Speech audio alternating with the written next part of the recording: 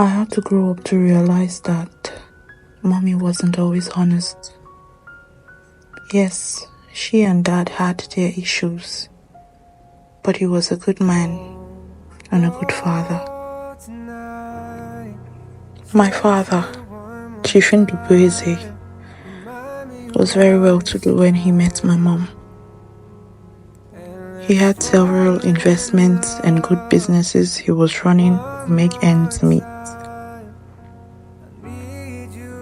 Even though the visions get blurred by the day, I can still remember that as a child, I was comfortable and extremely healthy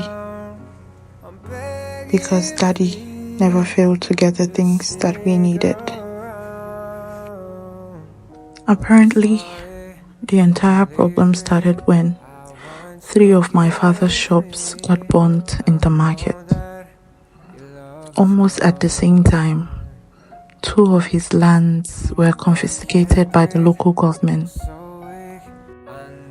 Unfortunately, the person he bought the property from had sold it to someone else, then still sold the same lands to my father.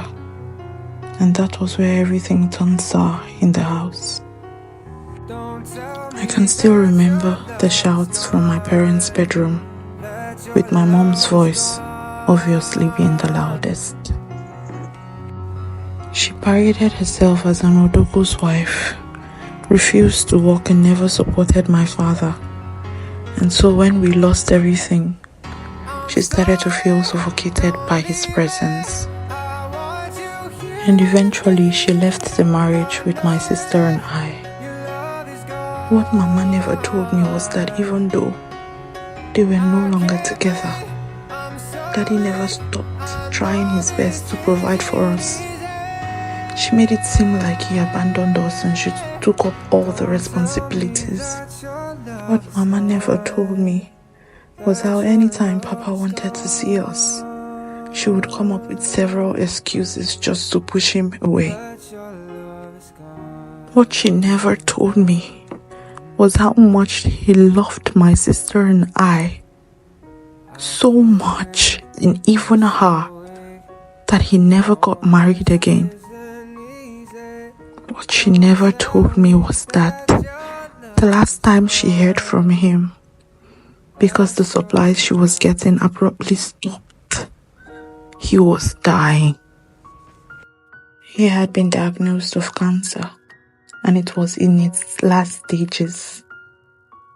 I had to find this all out by myself, because for years I resented a man who did nothing wrong but love us.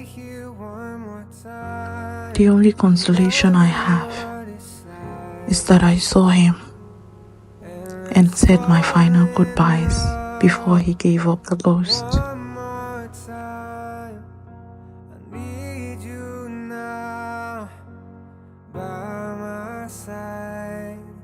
It tears me up when you turn me down. I'm begging, please, just stick around.